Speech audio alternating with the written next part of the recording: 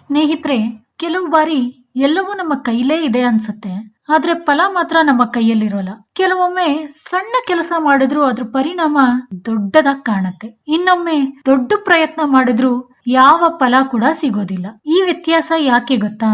ಶಾಸ್ತ್ರಗಳು ಹೇಳೋ ಒಂದು ಸತ್ಯ ಇದೆ. ಕೆಲವು ವಿಶೇಷ ದಿನಗಳಲ್ಲಿ ನಾವು ಮಾಡೋ ಕೆಲಸಗಳು ಸಾಧಾರಣ ದಿನಗಳಂತೆ ಒಮ್ಮೆ ಮಾಡಿ ಮುಗಿಯೋ ಫಲ ಕೊಡೋದಿಲ್ಲ. ಆ ದಿನ ಮಾಡಿದ ಒಳ್ಳೆಯ ಕೆಲಸ, ದಾನ, ಪೂಜೆ ಅವು ಕೇವಲ ಒಂದು ಬಾರಿ ಫಲ ಕೊಡೋದಿಲ್ಲ. ಅದು ನಮ್ಮ ಜೀವನದುದ್ದಕ್ಕೂ ಫಲ ಕೊಡ್ತಾನೇ ಇರತ್ತೆ. ಅದು ನಮ್ಮ ಜೀವನದಲ್ಲಿ ದೀರ್ಘಕಾಲವಾಗಿ ಪರಿಣಾಮ ಬೀರತ್ತೆ. ಅಂತಹ ವಿಶೇಷವಾದ ದಿನವೇ ಅಕ್ಷಯ ತೃತೀಯ.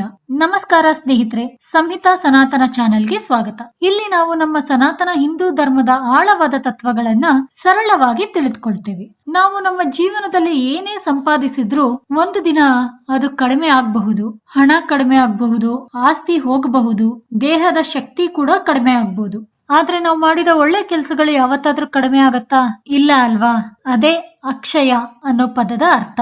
ಅಂದ್ರೆ ನೀವು ಮಾಡಿದ ಪುಣ್ಯ ಅದು ನಾಶವಾಗೋಲ್ಲ. ಅದು ನಿಮ್ಮ ಜೀವನದಲ್ಲಿ ಮಾತ್ರ ಅಲ್ಲ, ನಿಮ್ಮ ಭಾಗ್ಯದಲ್ಲೂ ಪ್ರತಿಫಲ ಕೊಡುತ್ತೆ. ಅದಕ್ಕೆ ಅಕ್ಷಯ ತೃತೀಯವನ್ನ ಫಲ ಕಡಿಮೆಯಾಗದ ದಿನ ಅಂತ ಕರೀತಾರೆ. ಪ್ರತಿ ದಿನವೂ ಒಂದೇ ರೀತಿ ಇರಲ್ಲ. ಕೆಲವು ದಿನಗಳಲ್ಲಿ ಬ್ರಹ್ಮಾಂಡದ ಶಕ್ತಿ ವಿಭಿನ್ನವಾಗಿರುತ್ತೆ. ಅಕ್ಷಯ ತೃತೀಯ ಕೂಡ ಅಂತಹದ್ದೇ ದಿನ. ಈ ದಿನ ಸತ್ಯಯುಗ ಮುಗಿದು ತ್ರೇತಾಯುಗ ಆರಂಭ ಆಯ್ತು ಅಂತ ಪುರಾಣಗಳು ಹೇಳತ್ತೆ. ಇದರಿಂದ ಅರ್ಥ ಮಾಡ್ಕೊಳ್ಳಿ, ಒಂದು ಯುಗ ಮುಗಿದು ಹೊಸ ಯುಗ ಶುರುವಾಗೋ ಕ್ಷಣ ಅದು ಸಾಮಾನ್ಯ ಕ್ಷಣ ಅಲ್ಲ, ಅದು ಪರಿವರ್ತನೆ. ಅದಕ್ಕೆ ಈ ದಿನ ಮಾಡಿದ ಕೆಲಸಗಳು ಸಾಮಾನ್ಯ ಫಲ ಕೊಡೋದಿಲ್ಲ. ಅವು ನಮ್ಮ ಜೀವನದ ದಿಕ್ಕನ್ನೇ ಬದಲಾಯಿಸಬಹುದು. ಇನ್ನೊಂದು ಘಟನೆ ಇದೆ ನೋಡಿ.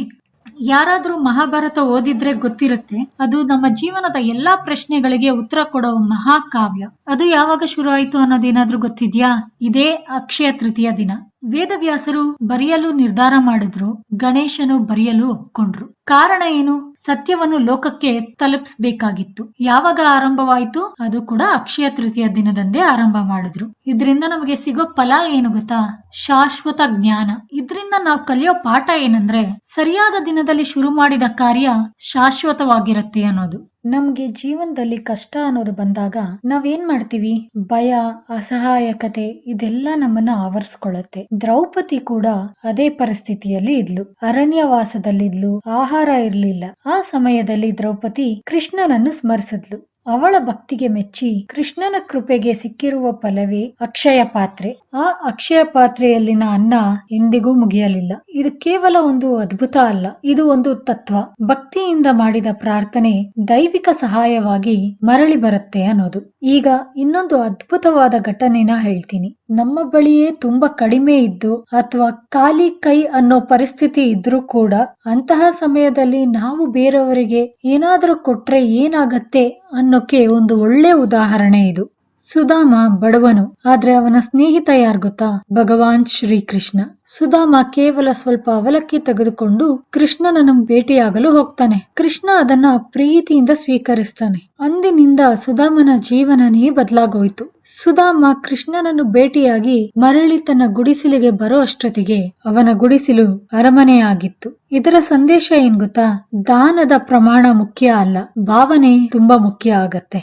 ಇನ್ನು ಹಲವಾರು ದೈವಿಕ ಘಟನೆಗಳು ಈ ಅಕ್ಷಯ ತೃತೀಯ ದಿನ ನಡೆದಿದೆ. ಇದೇ ಅಕ್ಷಯ ತೃತೀಯ ದಿನ ಗಂಗೆ ಭೂಮಿಗೆ ಬಂದ್ಲು. ಪರಶುರಾಮನ ಅವತಾರವೂ ಇದೇ ದಿನ ಆಗಿದ್ದು. ಸಾಕ್ಷಾತ್ ಅನ್ನಪೂರ್ಣೇಶ್ವರಿ ದೇವಿಯ ಜನ್ಮವೂ ಇದೇ ದಿನ. ಹಾಗಾಗಿ ಅನ್ನದಾನಕ್ಕೆ ಈ ದಿನ ವಿಶೇಷ ಮಹತ್ವ ಇದೆ.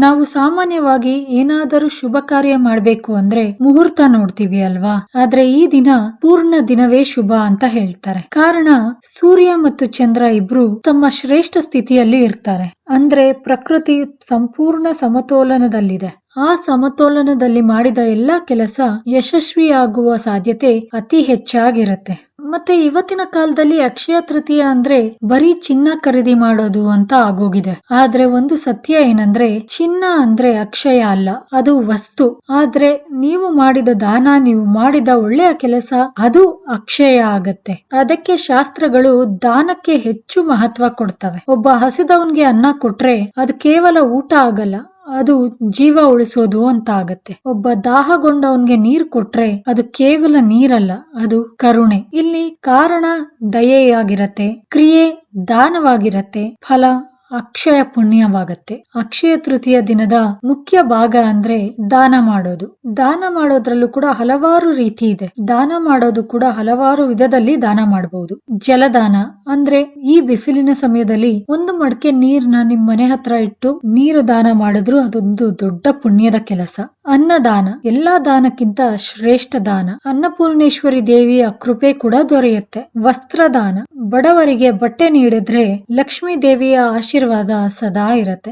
ಧಾನ್ಯಗಳ ದಾನ, ಅದರಲ್ಲೂ ಬಾರ್ಲಿ ದಾನ ಮಾಡಿದ್ರೆ ಚಿನ್ನದ ದಾನದಷ್ಟೇ ಸಮಾನವಾದ ಫಲ ಇದೆ. ಪುಸ್ತಕ ದಾನ, ಜ್ಞಾನ ದಾನ ಮಾಡಿದ್ರೆ ಅತ್ಯುತ್ತಮ ದಾನ ಅಂತ ಆಗತ್ತೆ. ಉಪ್ಪು ಮತ್ತು ಬೆಲ್ಲ ದಾನ ಮಾಡೋದ್ರಿಂದ ಮನೆಯಲ್ಲಿ ಶಾಂತಿ ಸಮೃದ್ಧಿ ಹೆಚ್ಚಾಗ್ತಾ ಹೋಗುತ್ತೆ. ಮುಖ್ಯವಾಗಿ ನಿಮ್ಮ ಸಾಮರ್ಥ್ಯಕ್ಕೆ ತಕ್ಕಂತೆ ಮಾಡಿದ ದಾನವೇ ಶ್ರೇಷ್ಠ. ಅಕ್ಷಯ ತೃತೀಯ ಅಂದ್ರೆ ಚಿನ್ನ ಖರೀದಿ ಮಾತ್ರ ಅಲ್ಲ, ನಿಜವಾದ ಅಕ್ಷಯ ಅಂದ್ರೆ ದಾನ, ಧರ್ಮ ಮತ್ತು ಮಾನವೀಯತೆ. ನಾವು ಮಾಡೋ ಒಂದು ಸಣ್ಣ ಸಹಾಯ ಬೇರೆಯವರ ಜೀವನದಲ್ಲಿ ದೊಡ್ಡ ಬೆಳಕಾಗಬಹುದು. ನಾವೆಲ್ಲರೂ ಜೀವನದಲ್ಲಿ ಏನೇನೋ ಹುಡುಕ್ತಿವಿ, ಸಂಪತ್ತು, ಶಾಂತಿ, ಸಂತೋಷ ಅಂತ. ಆದ್ರೆ ಒಂದು ಸತ್ಯ ಏನಂದ್ರೆ ಇವು ಸಿಗೋದು ನಾವು ಇದನ್ನ ಹಂಚಿದಾಗ ಮಾತ್ರ.